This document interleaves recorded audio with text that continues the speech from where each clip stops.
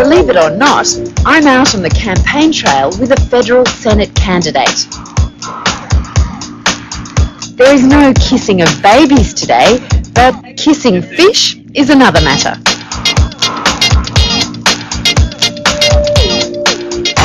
Kevin Collins is passionate about our wilderness areas, but he's not your typical greenie. While he believes we need to look after the environment, his party, the Australian Fishing and Lifestyle Party, stands for accessibility to our national parks. Bit by bit we can't come to these places. Bit by bit we're being shut out of them. Bit by bit there's campgrounds being closed, there's four-wheel drive access being removed, and there's certainly lots of places that you can't go fishing now. In fact, 30% of the entire planet's no fishing zones are in Australia.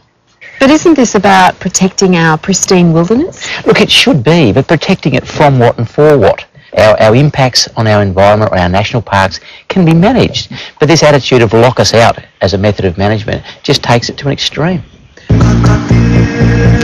In this federal election, minor parties have pounced on the opportunity to have their issues heard, and major parties have been jostling for their preferences. Today, we'll hear how fringe groups are making the personal political. If people vote for us, what they're doing is sending a message saying, my lifestyle matters to me. My future with my kids in the bush, being an Australian, matters to me. My ability to go fishing with my kids and camping at Easter matters to me. And if you won't listen to me through the normal system, I'm going to vote for this little guy, and you're going to know it's important to me. See, people have this amazing power when they vote. It's the only time the buggers listen. But they listen. And with the all-important preferences of minor parties increasingly deciding the final makeup of the Senate, major parties can't afford to ignore these electoral small fry. You know, talk about keep the bastards honest. I can't keep the bastards away from us. Kevin Collins would be crazy to actually want to get elected. He lives an idyllic lifestyle in Airlie Beach, northern Queensland.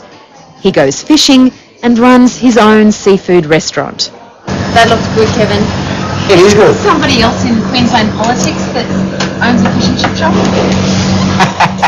Yeah, but I don't have red hair. I've got a haircut like John Howard. While some minor party candidates don't appear interested in actually holding a seat in Canberra, we can't dismiss them as fringe dwellers with no political sway. At the last federal election, when Barnaby Joyce was looking around for preferences, he aligned himself with what was then known as the Queensland Fishing Party, now the Australian Fishing and Lifestyle Party. Without them, he would not have got elected. But when they can muster together 50,000 votes or 60,000 votes and allocate those preferences in the Senate to certain candidates, they can truly affect sort of policy direction of our nation. If the Fishing Party haven't given me their preferences, I wouldn't be in. Now that means I've got to reflect some of their issues in Canberra and the way I vote. Look, we are the kingmakers. That's how it works. We are the kingmakers. Minor parties ultimately will determine who wins the last Senate spot in every state. So it is a big deal.